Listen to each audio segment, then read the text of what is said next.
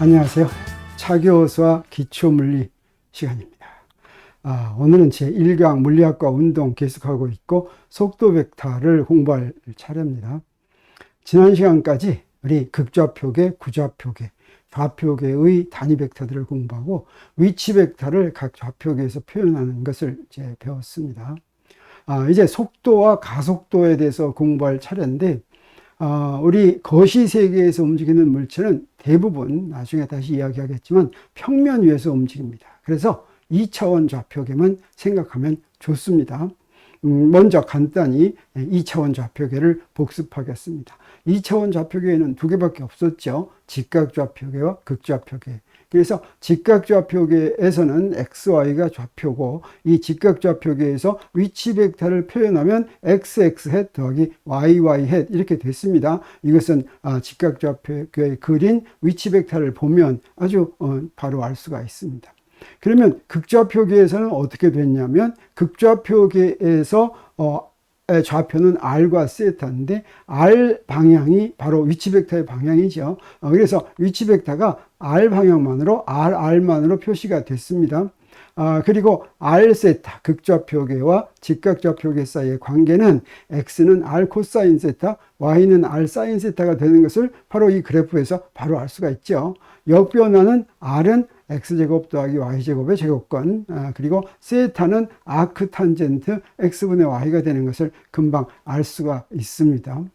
그러면 이제 좌표계와 관계없이 위치 벡터, 변이 벡터, 속도 벡터 이런 것들 사이의 관계를 보겠습니다. 자, 위치 벡터가 R이라고 한다면 그러면 변이 벡터는 무엇이었습니까? 변이 벡터는 두 위치 벡터의 차이였죠. 그게 바로 dr이고 이게 미분인 것은 뭐였냐면 이 두 변이 벡터의 크기가 굉장히 작아져서 차분이 굉장히 작아졌을 때 그냥 미분이 된다고 했죠. 그래서 이 변이 벡터는 R 프라임 빼기 R이고 서로 다른 위치 벡터의 차이죠.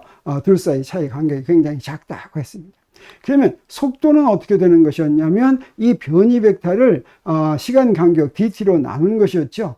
또 이것을 어떻게도 쓸 수 있다고 그랬습니까? dt분의 d 하고서 위치 벡터 이렇게도 쓸 수가 있는데 이 dt분의 d는 r이 시간의 함수라고 할 때 그 시간에 대한 도함수를 구하라 라고 하는 연산자의 역할을 한다고 그랬습니다. 자, 이렇게 속도를 구하면 속력은 무엇이냐면 이 속도의 크기가 되겠습니다.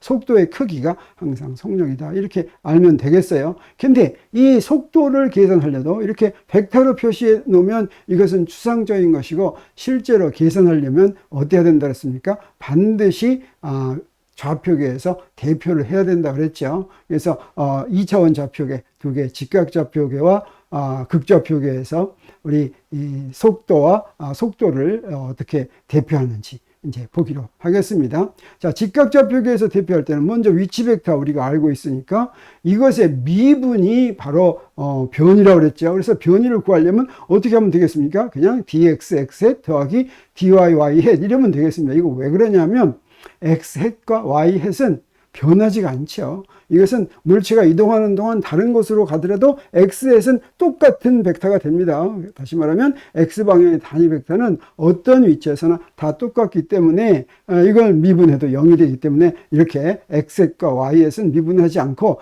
dx-x 더하기 dyy 이렇게 되는 것을 알 수 있습니다. 자, 그러면 속도 벡터는 어떻게 되냐면 이것을 dt로 그냥 나누면 된다고 했죠.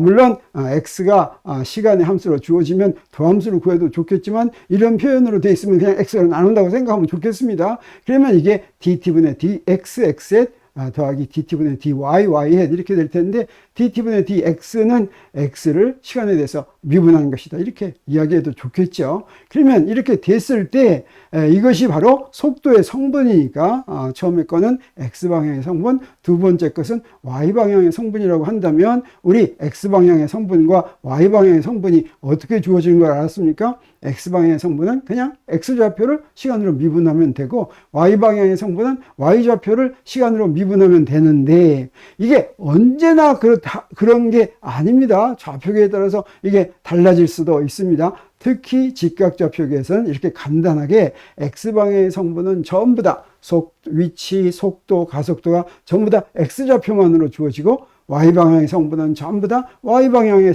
좌표로만 주어지는 그런 특징을 가지고 있습니다. 자, 그러면 속력은 어떻게 구하면 되겠습니까? 우리 성분을 알았으니까 각 성분을 제곱해서 제곱근을 씌우면 그것이 바로 속력이 되는 것을 알 수가 있겠죠. 이제 극좌표계에서 속도 벡터를 이제 표현하려고 하는데, 여기서 아까 우리가 직각좌표계의 경우에는 단위 벡터가 상수, 물체가 움직이더라도 단위 벡터가 변하지 않는다고 했죠. 그런데 극좌표계의 경우는 어떻습니까? 물체가 움직이면 단위 벡터의 방향이 바뀌죠.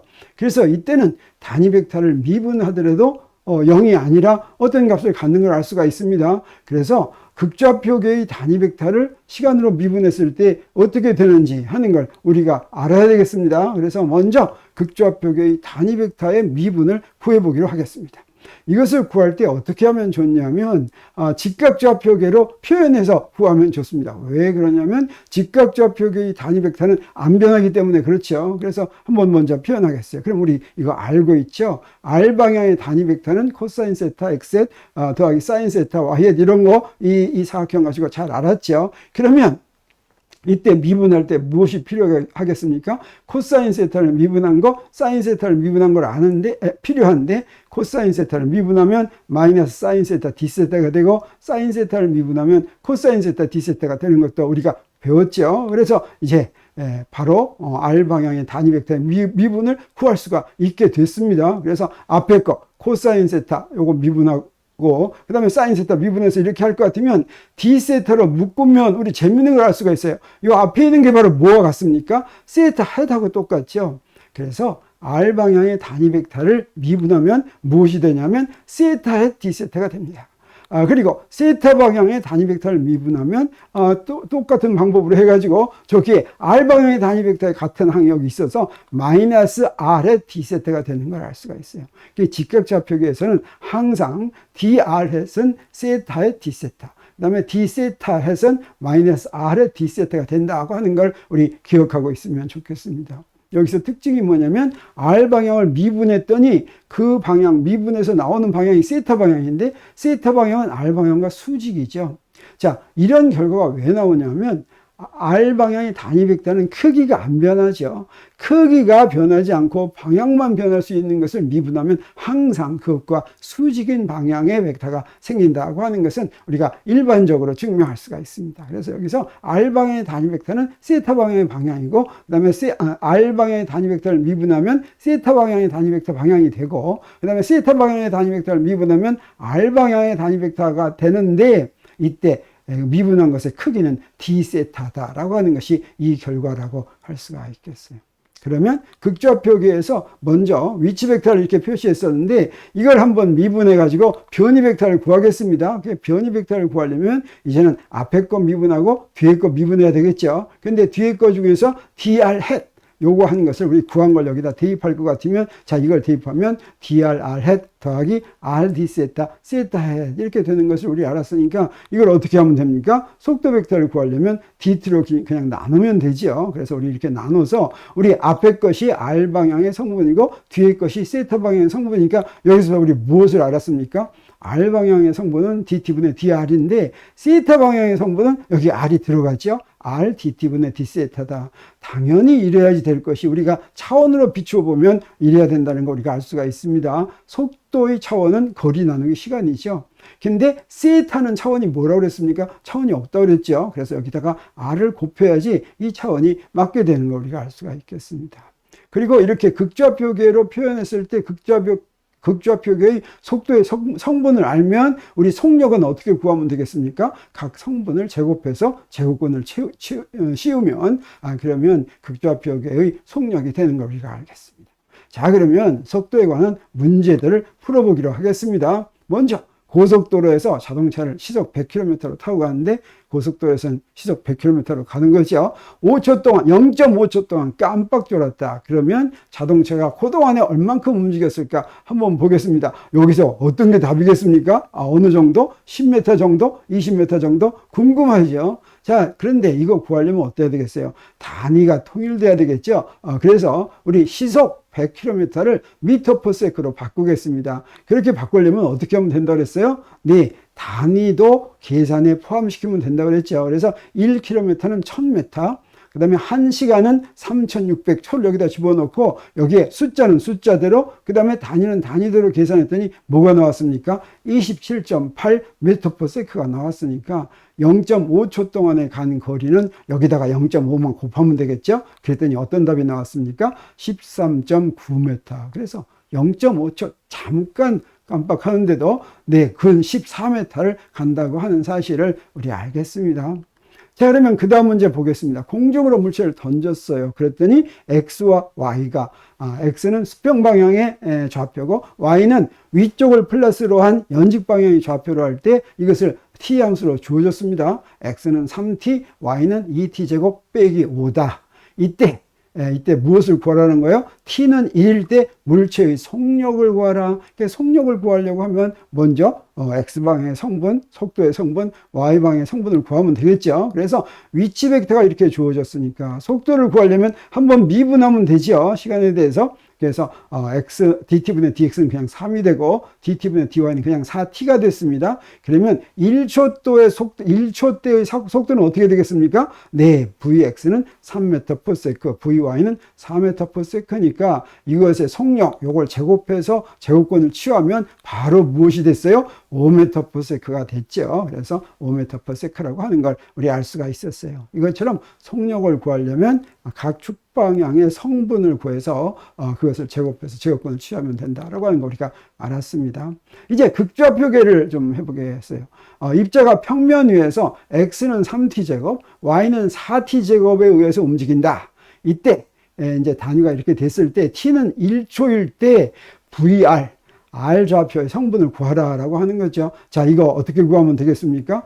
먼저 직각 좌표로부터 극좌표의 R을 구해보겠어요. 왜 그러냐면 우리 아까 VR은 어떻게 구한다 그랬어요? dt분의 dr이었죠. 그래서 R을 구하려면 R은 x제곱 더하기 y제곱의 루트 씌운 거죠. 그래서 그렇게 하니까 어떻게 됩니까? x제곱 y제곱 하니까 5t제곱이 나왔습니다. 이때 이렇게 하니까 요거는 계산하기가 쉽네요. 그러면 R방향의 성분은 dt분의 dr이니까 10t가 나왔죠. 그래서 t는 1초를 대입하니까 바로 속도가 얼마 나왔습니까? 10m/s가 나오는 걸 우리 알았습니다.